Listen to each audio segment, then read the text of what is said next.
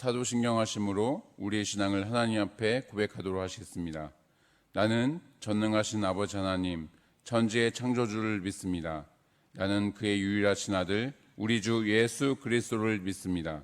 그는 성령으로 잉태되어 동정녀 마리아에게서 나시고 본디오 빌라도에게 고난을 받아 십자가에 못 박혀 죽으시고 장사된 지 사흘 만에 죽은 자 가운데서 다시 살아나셨으며 하늘에 오르시어 전능하신 아버지 하나님 우편에 앉아 계시다가 거기로부터 살아있는 자와 죽은 자를 심판하러 오십니다. 나는 성령을 믿으며 거룩한 공교회와 성도의 교제와 죄를 용서받는 것과 몸의 부활과 영생을 믿습니다. 아멘. 다 함께 찬송가 361장 기도하는 이 시간 함께 찬송하도록 하시겠습니다.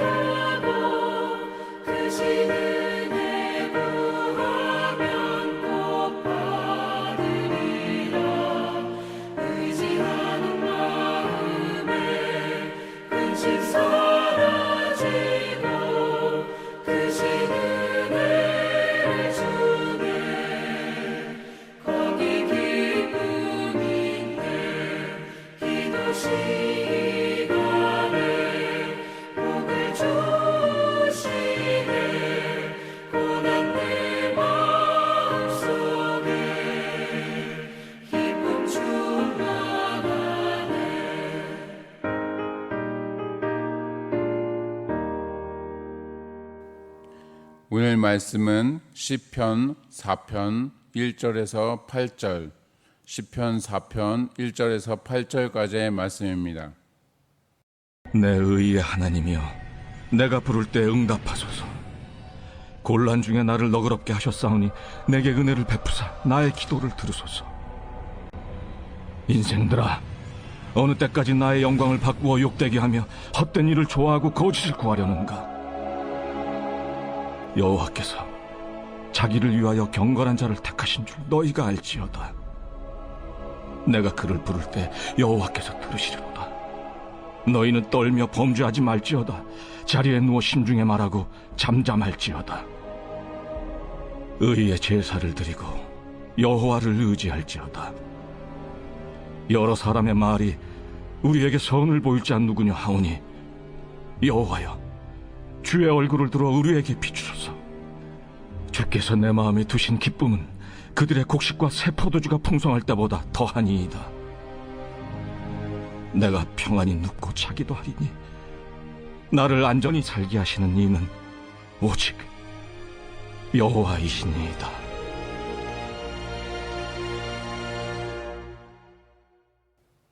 오늘 보시는 시편 4편 말씀과 내일 본문인 5편은 그 배경이 나와 있지는 않지만 학자들에 의하면 시편 3편과 동일한 상황에서 쓰여진 것으로 보고 있습니다. 그러니까 다윗이 그 사랑하는 아들 압살롬의 반역으로 쫓기고 있을 때에 하나님을 찾으며 불렀던 다윗의 고백인 것입니다. 시편 3편은 압살롬과 그에게 협력했던 신하들의 모반으로 쫓기는 상황에서 속히 구원하여 주시도록 하나님께 요청하는 내용을 담고 있습니다. 그리고 오늘 본문인 시편 4편은 비록 압살롬의 반역으로 인해서 어려운 상황들을 당하고 있지만 택하신 자들을 끝까지 도우시고 구원하시는 하나님의 역사하심을 통하여 결국에는 모든 상황을 극복하게 될 것이다 라고 확신하는 내용이 담겨져 있습니다. 그래서 그런지 하나님을 절대적으로 믿고 신뢰하는 자만이 어둡고 두려운 밤조차 평안히 맞이할 수 있다라는 의미에서 저녁 예배 때 저녁 찬송시로 사용되었습니다. 이와 같은 특징을 가지고 있는 오늘 본문을 통해 우리의 삶 속에서 일어나는 모든 환난들을 어떻게 믿음으로 극복할 수 있을지 함께 나누어 보도록 하겠습니다. 살아가면서 그 어떤 환난도 겪지 않는 사람은 한 명도 없을 것입니다. 빈부귀천에 상관없이 어떠한 예고도 없이 불시에 찾아오는 것이죠. 그때의 세상 사람들은 자신의 지식과 경험으로 해결하려고 합니다. 그것이 안 될 것 같으면 그 문제와 상황을 해결해 줄 수 있는 사람이나 단체에 가서 도움을 요청합니다. 반면 그리스도인들은 하나님을 찾습니다. 하나님을 의지합니다. 결국 자신이 어떠한 사람인지, 세상 사람인지 아니면 하나님의 사람인지를 알 수 있는 방법 중에 하나는 환난의 때에 어떻게 반응하는가를 보면 판별할 수 있습니다.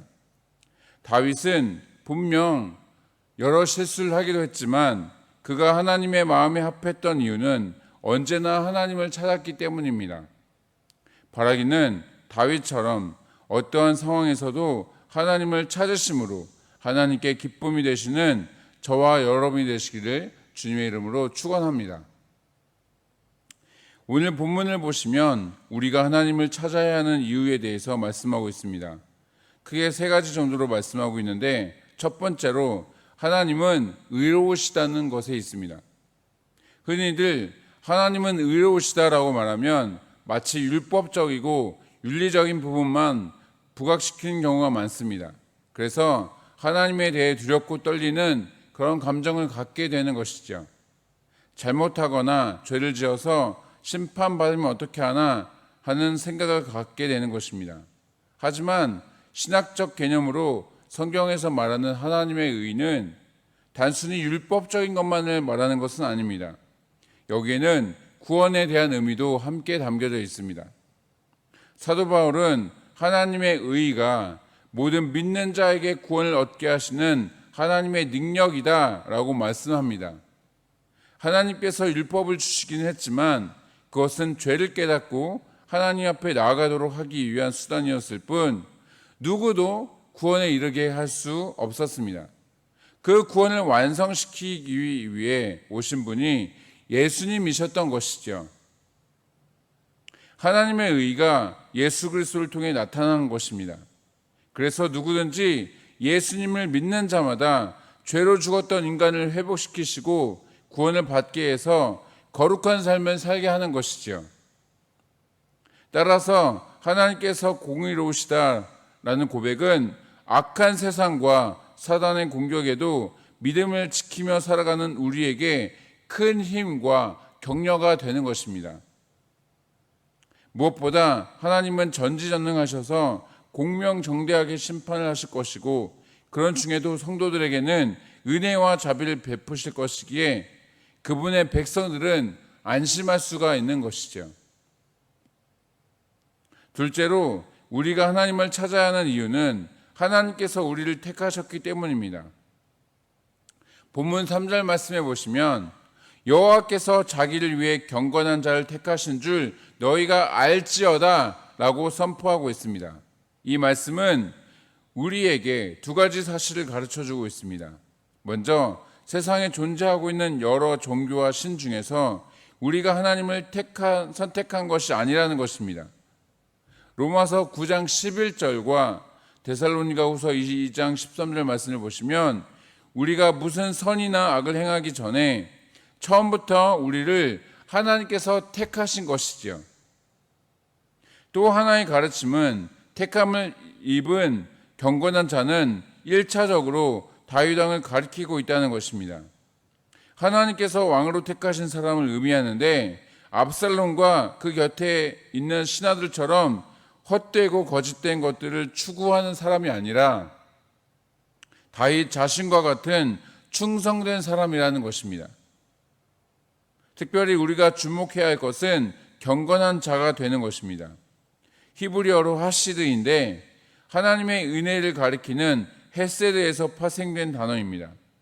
그러니까 하나님께서 베푸신 은혜를 저버리지 않는 사람, 그 은혜에 합당한 삶을 사는 사람, 그 어떠한 환경과 상황에도 믿음과 신앙을 따라 하나님 앞에 충성되이 사는 사람, 바로 그러한 사람이 하나님을 대신하여 리더가 되고 지도자가 되고 통치자가 되도록 택함 받는다는 것이죠. 여러분들은 이미 리더이며 지도자입니다. 최소한 하나의 가정을 책임지고 있기 때문입니다. 직장이나 사업장에서는 사회적으로 또 다른 리더에 위치해 있겠죠. 우리의 가정과 직장과 사업장이 하나님의 나라가 되게 하려면 우선적으로 하나님께 충성하는 마음이 있어야 합니다. 여러분들의 모든 삶의 터전이 어느 개인이나 단체나 국가에 소속되어 있는 것이 아니라 하나님의 소유임을 매 순간 인정해야 한다는 것입니다. 바라기는 여러분들과 우리의 자녀들을 통해서 하나님께 택함받는 경건한 자, 그런 리더와 지도자가 되시기를 주님의 이름으로 축원합니다. 끝으로 하나님은 우리에게 기쁨을 주시는 분이라는 것입니다. 기독교가 다른 종교와 본질적으로 어떠한 차이가 있는가를 얘기할 때에 계시의 종교, 체험의 종교라고 이렇게 말하는데 기쁨의 종교라는 표현도 종종 사용하고 있습니다. 다른 종교들과는 달리 기쁨이 있는 유일한 종교가 기독교라는 것이죠. 이것은 장례식장만 가도 알 수가 있습니다. 종교가 없거나 다른 종교를 믿고 있는 가정의 장례식장을 가게 되면 애통과 한숨 소리가 끊이지 않습니다. 상주 가운데 누군가는 혼절하기까지 합니다. 하지만 예수님을 믿는 가정은 어떻습니까? 이 땅에서 헤어지는 것으로 인한 아쉬움 때문에 눈물 흘리기는 하더라도 침울한 분위기는 없습니다. 왜냐하면 예수 그리스도를 믿음으로 구원을 받아 기쁨과 행복이 가득한 천국에서 하나님과 함께하고 있을 것임을 믿기 때문입니다. 물론 세상에서도 우리는 기쁨을 얻을 수 있습니다. 갑자기 돈이 생기고 좋은 회사에 취업이 되거나 진급이 되면, 자녀가 시험을 잘 보고 좋은 대학에 들어가면 상당한 기쁨이 되죠. 하지만 세상이 주는 기쁨은 그 순간뿐입니다. 갖고 싶은 자동차를 사고 멋있는 집을 매입해서 아름답게 꾸미고 살게 되면 기쁘고 행복하겠지만 기껏 해봐야 며칠입니다. 10년, 20년 오래 가지 않는 것이죠. 반면 하나님께로부터 오는 기쁨은 순간적이지 않고 영원합니다. 외부적인 조건에서 오는 것이 아니라 내적으로부터 오는 것이기 때문입니다. 그래서 그 누구도 훔치거나 빼앗아 갈 수가 없습니다. 가진 재물이나 소유나 지식이 없어도 허름한 집에서 변변찮은 음식과 그런 의식주로 살아간다 하더라도 하나님께서 주시는 기쁨은 변하지 않는 것입니다. 이 시편을 기록했을 당시 다윗의 처지와 상황을 세상적인 관점으로 본다면 너무도 비참했을 것입니다. 그러한 가운데에서도 다윗이 기뻐할 수 있는 것은 평상시 하나님과의 교제를 통해 하나님께서 주시는 기쁨을 간직하고 있었기 때문인 것이죠. 이와 같은 기쁨이 우리 모든 사이공 한인연합교회 성도들에게 가득하시기를 주님의 이름으로 축원합니다. 말씀을 마치겠습니다. 하나님 앞에 공의롭다라는 수식어가 붙으면 무섭고 두려우신 분으로 실수 하나 안 하나 죄를 짓나 안 짓나 불꽃 같은 눈동자로 지켜보시다가 조금이라도 잘못하면 심판하시는 분으로 생각하는 경향이 있습니다. 물론 하나님은 거룩하신 분이시고 죄를 멀리하시기에 그 기준에 따라 악을 심판하시기도 하십니다. 하지만 성경에서 말하는 근본적인 죄악은 하나님을 믿지 않고 멀리하고 대적하는 것입니다.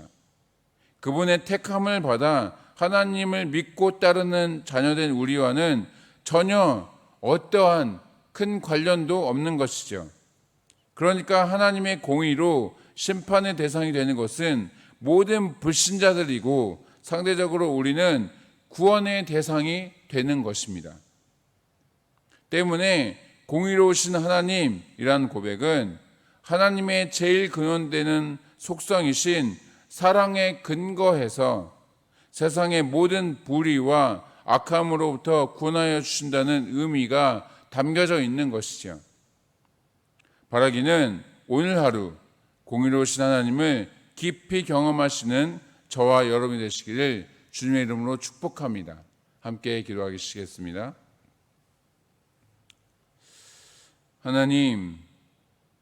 하나님께서 우리에게 공의로우신 분이심에 감사를 드립니다. 하나님의 공의로우심은 이 세상의 모든 불의와 악함을 심판하시고 반면 모든 믿는 자들, 우리 모든 그리스도인들을 구원의 길로 인도하여 주심에 감사를 드립니다. 하나님, 바라기는 이 어둡고 혼탁한 시대에 우리가 공의로우신 하나님을 더 깊이 경험하고 만남으로 인하여서 우리가 어떠한 상황에서도 너의 그 공의로우심에 구원을 얻고 건져냄을 받는 그 한인연합교회 성도들 낼 수 있도록 또 그 은혜를 경험할 수 있도록 주님 함께하여 주옵소서. 오늘 하루 우리가 살아가면서 어떠한 상황에서도 구원하시는 그 공의로우신 하나님의 은혜를 깊이 경험하게 되어지기를 주님 소망하며 예수님의 이름으로 간절히 기도드리옵나이다. 아멘. 이 시간 함께 기도하도록 하겠습니다. 이 시간 기도하실 때 모든 상황과 위험으로부터 안전하게 지켜주시고 보호하시는 또 구원하시는 그런 공의로우신 하나님을 우리 모든 성도들이 경험할 수 있도록 함께 기도하기 원합니다. 또한 오늘부터 고3 수험생들을 중심으로 단계적으로 개학을 하는 것으로 알고 있습니다. 하나님의 돌보심과 보호하심으로 불안해하지 않고 안전하게 다닐 수 있도록 하나님 지켜주옵소서. 함께 기도하도록 하시겠습니다. 또한 코로나 사태가 속히 종식되기를 원합니다. 여전히 고통받고 있는 나라들이 있고 이제 막 시작해서 많은 사람들이 확진을 받고 죽어가는 그런 나라들이 있습니다. 하나님, 이제 이 코로나 사태가 속히 하나님의 은혜로 역사하심으로 종식되게 하여 주옵소서. 이 시간 주여 세 번의 치신 후에 함께 기도하며 나도하시겠습니다. 주여, 주여, 주여.